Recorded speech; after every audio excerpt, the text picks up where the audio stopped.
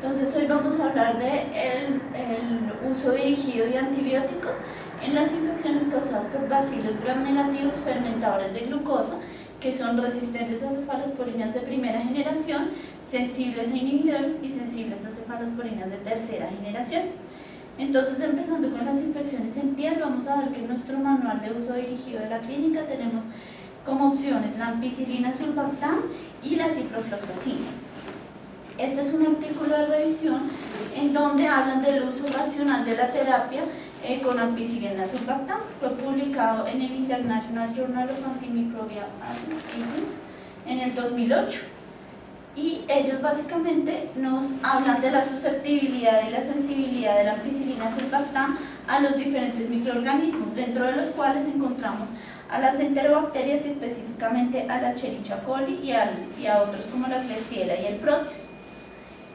Y en las recomendaciones básicamente vemos que nos recomiendan a la ampicilina sulbactam 1.5 gramos cada 6 horas, con una erradicación del 74% de las infecciones causadas por este germen en tejidos blandos en infecciones de piel, versus 3 gramos cada 6 horas con una erradicación del 78%, lo cual dice que más o menos pues la diferencia entre las dos dosis no es estadísticamente significativa, entre 1.5 gramos cada 6 y 3 gramos cada 6 horas. Básicamente eso es lo que se encuentra en infecciones en piel y en tejidos blandos, en donde la primera opción sigue siendo la ampicilina sulbactam. Ya en infecciones en sistema nervioso central, en nuestro manual de la clínica tenemos como opciones la ceftriaxona y el cefepime. Revisando las guías ICSA sobre el manejo de la meningitis bacteriana, que fue publicada en el 2004, vamos a encontrar como recomendaciones específicamente para la E. coli y para las enterobacterias el uso como primera opción de cefalosporinas de tercera generación. Esto tiene una recomendación 2A. Y como otras opciones ya vamos a ver que tenemos a las fluoroquinolonas, a las trionam, pero digamos que ese pues acá no lo utilizamos, y otras como los carbapenémicos. Entonces vamos a ver que en estas guías como primera opción nos dan las cefalosporinas de tercera generación, específicamente a la ceftriaxona, y nos recomiendan en meningitis por estos gérmenes 21 días de tratamiento. Esto tiene una recomendación 2A. Y como alternativas, como ya les contaba, las fluoroquinolonas, meropenetrimetropina y las trionam, pero digamos que eso aquí en nuestra clínica pues lo vamos a dejar por ahora a un lado. En otro artículo en donde ya nos hablan es del cefepime, teniendo en cuenta pues la era que estamos viviendo en cuanto a resistencia antimicrobiana. Este artículo fue publicado en el 2008.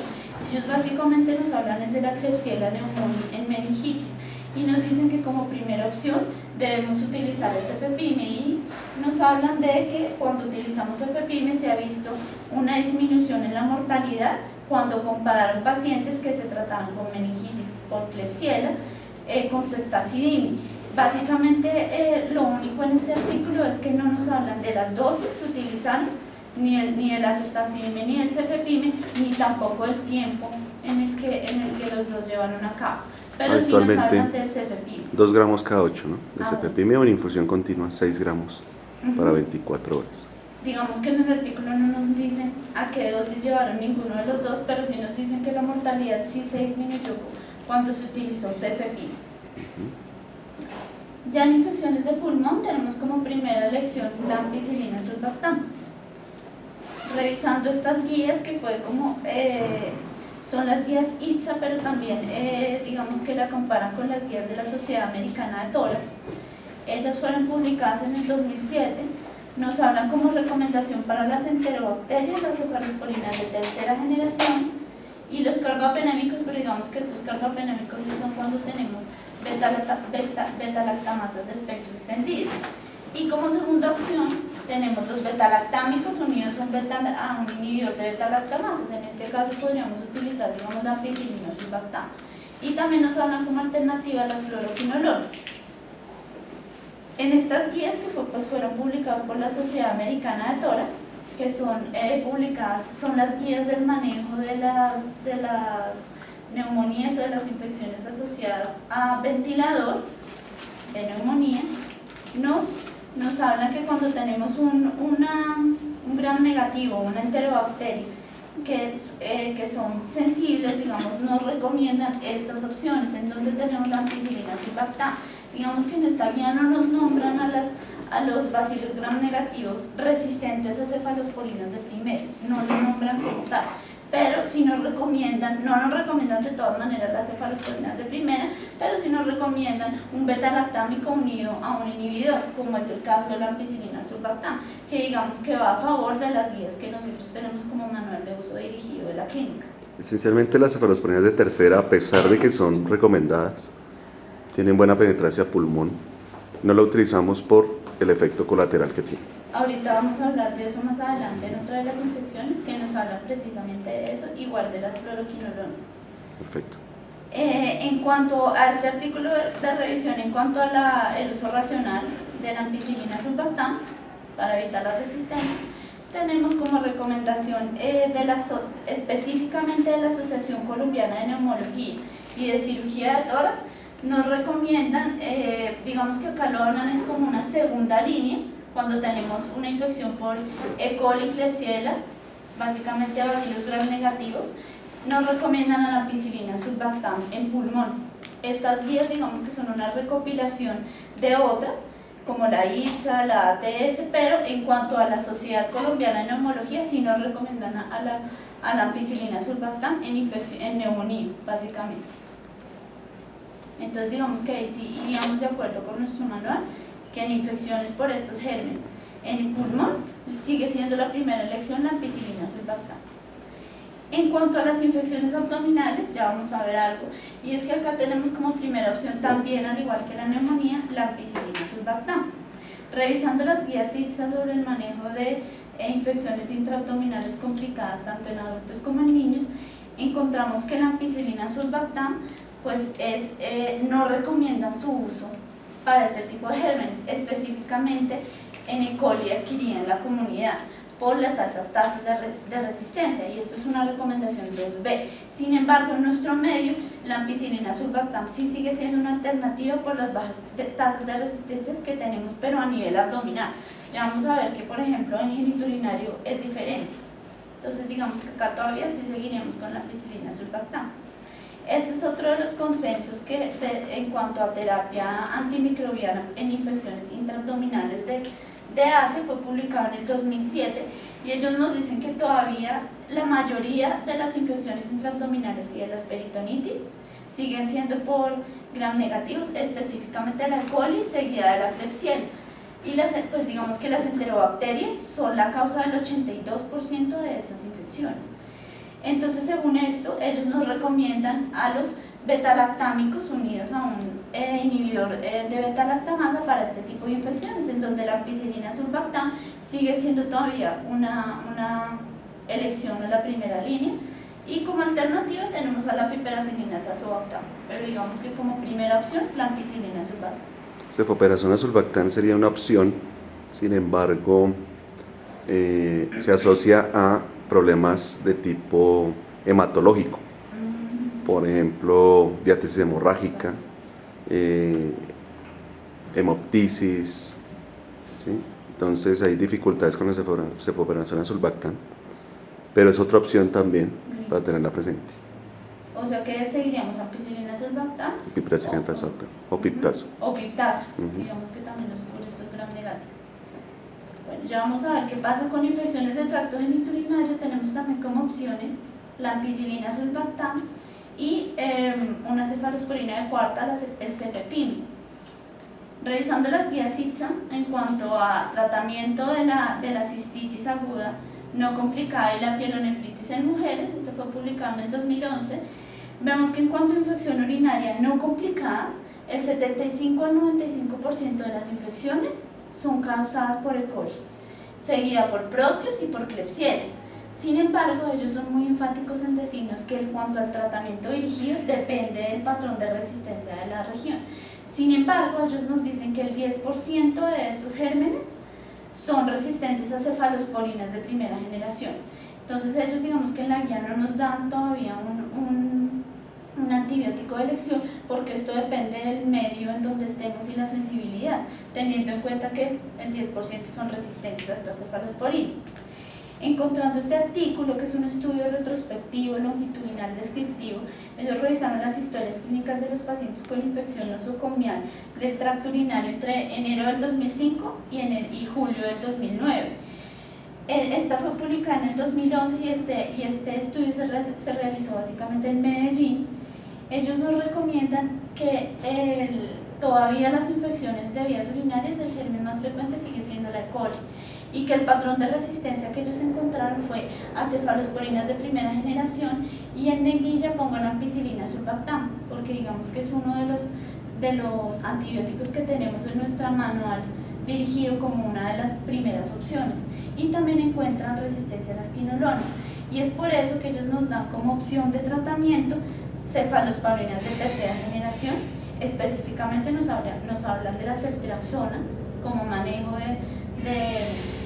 de infección de vías urinarias, y pues un aminoglucósido.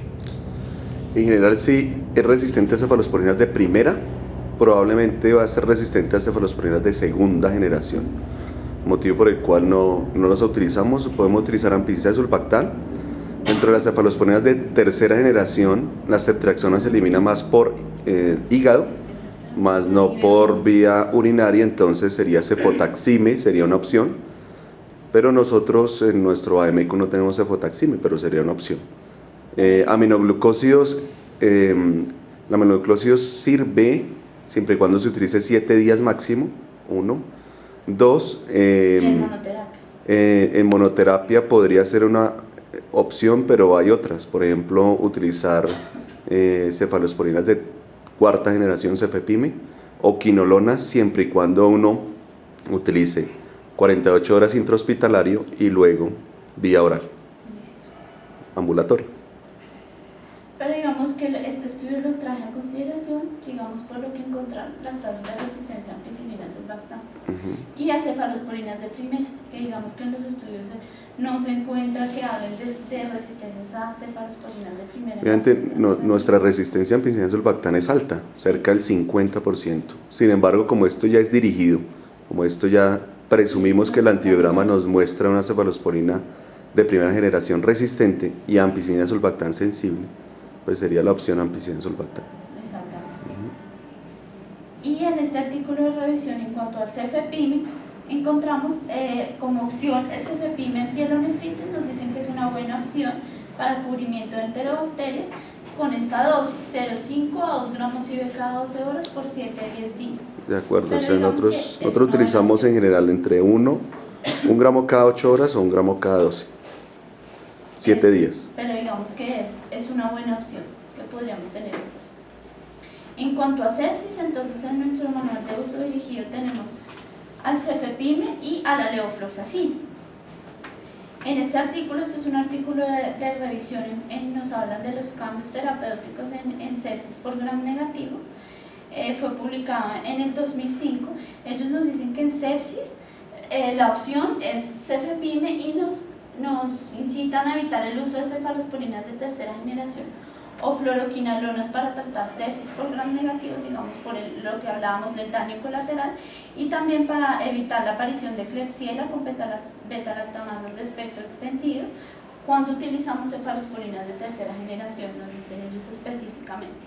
Entonces por eso digamos que en sepsis el cefepime sigue siendo una buena opción. Sin embargo dicen que es raro encontrar sepsis por bacilos gram negativos, específicamente por este tipo de enterobacterias.